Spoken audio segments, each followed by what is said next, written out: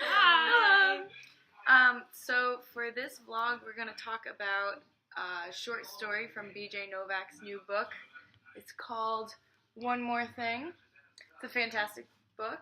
So far, I haven't read the whole thing, but I read this story maybe 10 minutes ago and was like, it's really relevant. So to this blog, I guess, which a lot of things are. It's called Rithmatic.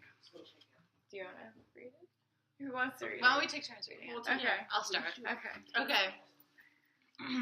The principal called everyone into the auditorium. Everyone, K through 8. The teachers and the students. Everyone, not janitors. Everybody, I want you to quiet down and turn off your phones, he said. People weren't much quieter. Nothing I say leaves this room, and if you tell anyone I said this, I'll deny it. They still weren't totally quiet, but quiet enough for him to start. Does anybody hate this school? No one raised a hand, and whispered laughter again bubbled to the surface of the room. The principal made an angry face, the kind of angry face people don't fake. Oh, bullshit. You all hate this school. Now they were quiet. The principal walked up to a whiteboard with 3 words on it.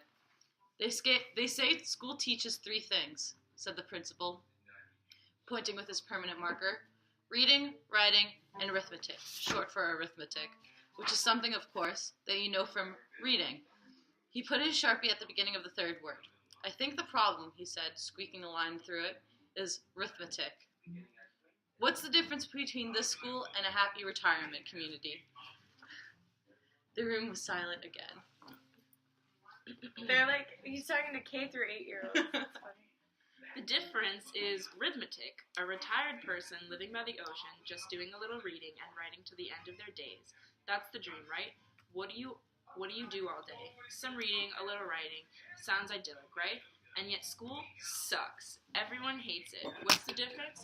Rithmatic. It's time somebody put their finger on this fucking obvious thing. And I'm the principal, so I'm that person, and I'm going to abolish it now, he said, looking for a glass of water to sip from and finding none.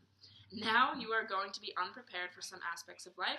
Probably. Yes, but you know what? You will have phones with calculators on them. You will have friends who can do math. My mom, God bless her, I love my mom, and she still doesn't know whether a third of a cup of flour is bigger than a fourth of a cup.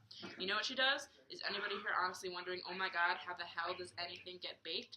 Of course not. And you're right not to worry. She asks my dad. He knows. Or these days, you ask Google or whatever you use nowadays. You find out in 2 seconds.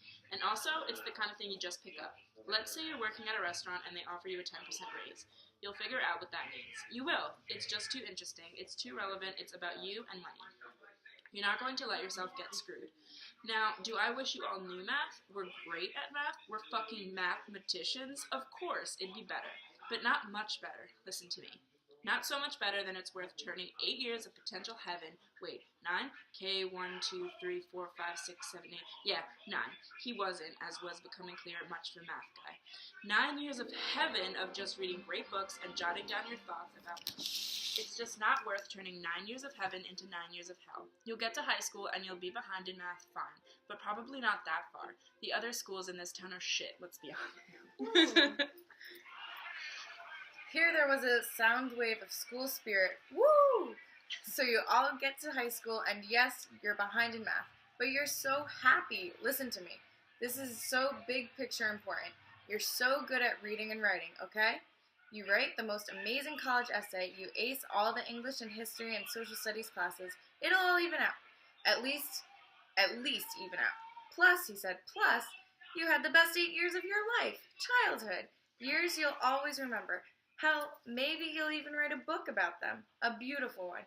So I'm just going to do this. I'm the principal. We are now a 0 mathematics school. See, you get what that means. 0. None.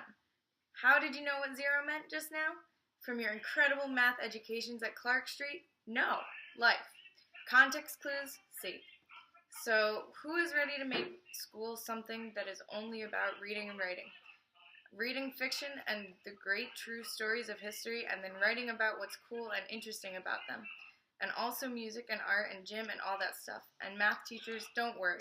You'll keep your jobs. We'll just put you on other stuff. But mostly reading and writing. How about that? How about we go for this plan and have the happiest and most literate kids in the state, come what may. The students and teachers cheered. Now, I need to know you're all in on this, said the principal, lowering his tone, because you're giving up your math educations. That could be a serious thing. I don't want you guys running up to me crying, Mr. McLaughlin, Principal McLaughlin, we didn't learn math. Now I can't go to college. You just won't know math. Are you really fine with that? Is anyone not okay with that? One small hand went up. A few bigger hands clapped for the small hand. Arash, you want to learn math? The boy's head nodded. What if we set you up with a private tutor? Would that be okay? The boy nodded again, and the hand went back down. Does anyone else want a private math tutoring after school and on weekends? No one wants that, right? I really think you'll all be fine, said the principal quickly. I promise, I really do. I believe in this plan. I just needed to say that, full disclosure, etc. But it looks like you guys are on board, right? I think this is a good direction, I really do. An exciting one. So from this moment onward, I declare, no more math. This is a math-free school. Do you want that? Clark Street K through 8? Do you want to say no more math ever? The auditorium shook with cheers.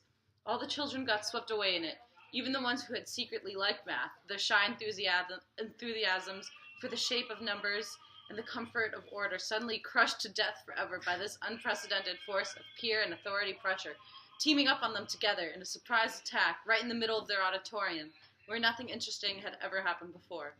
All right, now, nobody can say anything, said the principal, okay? The students nodded. Some waved a finger across their lips, vertically to indicate shh. Someone waved a finger horizontally to indicate lips are sealed. And the rest of the students, most of them, waved their fingers in front of their faces in a vague, circular pattern that was their best attempt to copy what they could make out of the gestures around them. Nobody says anything. They nodded again. Everybody said everything. Soon the principal was fired. The principal didn't care. He was sick of it, sick of all of it. He figured something like this would probably happen, but he might as well go all this way, right? That's what he figured. He had been at this job for a long time, and he was done. Whether the years had finally cracked his spirit, or had finally cracked the shell around his spirit, who was to say, and really, who cared? He retired to a house by the beach in Florida, and spent the rest of his days reading and writing. Nice. The end.